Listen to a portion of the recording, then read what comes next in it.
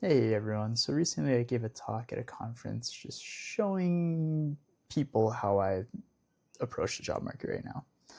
I know there's a drought, a lot of people are struggling. Um, I've been fortunate, lucky, skilled, whatever you want to call it, to be able to land 6 jobs in the last year. These are all part time, these are all remote jobs, which is all I look for personally. Um, that I personally gained. But I just think there's actually quite a bit of work out there if you're flexible and know how to work and like iterate over the job market. First things first, don't go to LinkedIn, waste your time. Sure, create your LinkedIn profile, then that's it. Get off the site. It's a waste of energy, it's soul sucking. In a David versus Goliath, like, be a David. Come on. Tale as old as time. So, how do you be a David in this scenario? I would say, up until recently, this was kind of the meta. I mean, it's still the meta. It's just how you iterate over this that is different. So if you're not familiar, Hacker News is kind of a Reddit-like experience ran by Y Combinator. I'm not going to go down the rabbit hole of what Y Combinator is. You can Google that. On the first Monday of every month, there's a job post or who is hiring post. There's some structure to it. It's still just a raw text input, but there's enough structure that the AI can actually extract the data from here just fine. So up until recently, I would just, type in TypeScript. Look at that. TypeScript's great. Python, also great. Tons of jobs there. So you can do that, and you can just, search around, see which one interests you. But what I've actually been doing lately is using AI. So here we are in a Claude Opus 4.6. It's probably a bit overkill here, but I have a max plan, so I just kind of run with it. And what you're seeing here is my conversation history with AI. So in my very first prompt, I'll say, write a script to extract and organize URL. So again, that's the URL to this page here. And make it easily queryable. If we expand into this, we can actually see, here's my entire conversation history. Click in. This was actually ran a few days ago, so there's actually quite a few more jobs. But it generated a fetch and parse as well as a CLI. I don't really care. It's what the AI is, how the AI interacts with it, but it is there for you. And now the next step I do is this one. Are any with emails? Boom. Let's just rerun the query to get to refresh our data and continue showing all jobs with emails. So this is going to run that Python script that I had earlier. This fetch and parse, refresh.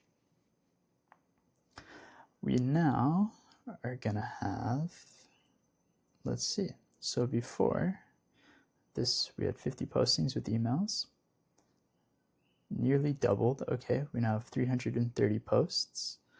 Let's see, with 82 direct email addresses. Wonderful.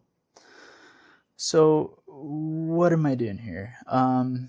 First off, I have a much higher likelihood of getting a job if you just email them directly. That's huge, right? A lot of these people are the direct hiring managers, the founding engineers, the CEOs. Like, get in their inbox, reach out. You're much more likely to actually get a human to look at your application, a human to respond. That's what you want. Get away from the automation. It's really difficult to bypass automation at this stage. Unless you have a PhD from MIT and you want a $100,000 a year job, whatever, sure, then you can get past automation. We're not that. Okay, so now let's filter this further. Only remote jobs. And so now, again, now that we have this data in a queryable fashion that our LLM knows, it's very easy to kind of query past it and just like really get the data we want. And look at that, 36 remote jobs with direct email contact. We can go even deeper, stack preferences. Let's say only companies that work with US citizens.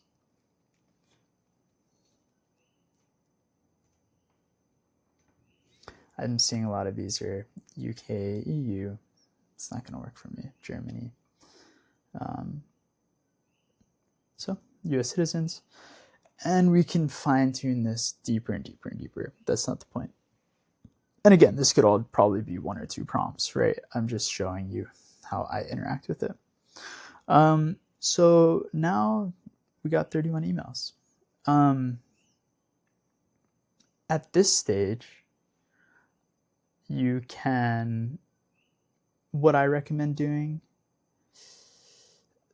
and this is TBD, right? I don't know the best strategy here. Personally, I now have 31 eligible jobs that I'm willing to now explore individually, on an ethical standpoint.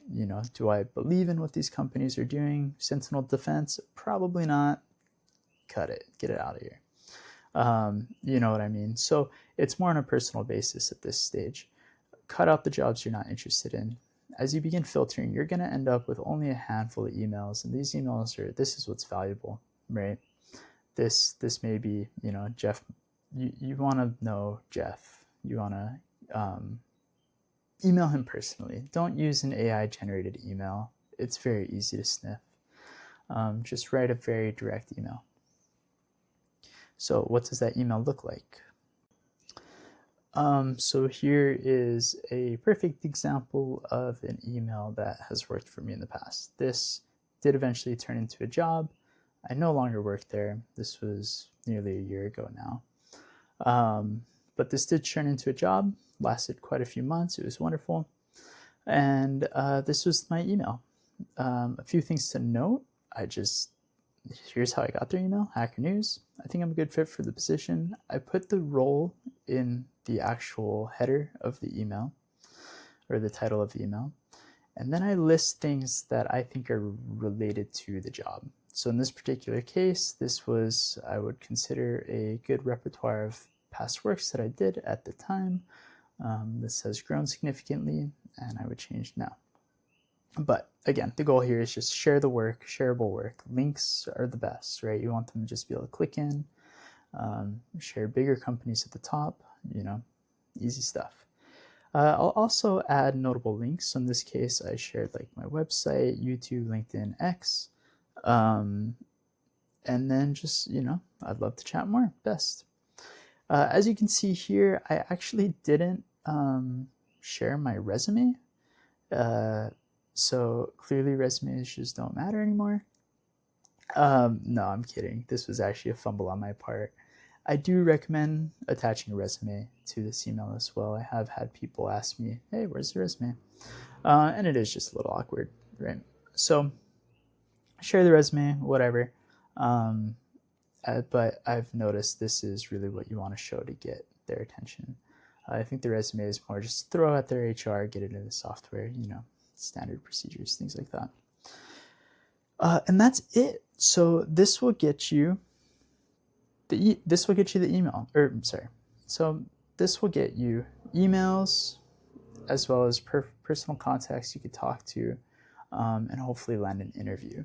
Once you're in the interview, you're kind of on your own. There's, interviews are dynamic. They're kind of meant to test you as an individual, your skill set. Are you a good fit? All I can do is help you get the interview. It's your job to get to actually get the job offer. All I can recommend there is, be patient, relax, breathe, and just keep applying, right? I think your time is much better spent at this stage just landing solid real-world human responses, getting real interviews. I guarantee you if I applied to all 31 of these with personalized structured emails like I provided, I'd probably get at least 15 interviews. Within those 15, the likelihood of getting a job is pretty significant at this stage. And yeah, so I think you can do the same. Of course, all of this totally relies on individual experience, confidence, skill level. Are you what the company is looking for? But I do think, plugging this data into an LLM and being able to query and navigate and kind of help is a very effective strategy for today's job market. Again, get away from LinkedIn, be creative, be a David in a David and Goliath situation. Companies respect that, and that's how you're going to stick out. Best of luck. Let me know if you have any questions. I will be sharing this conversation in, I'll just plug this into the YouTube description, so you can actually kind of explore how I prompted and discussed all of this with the LLM if you're curious. All right, take care.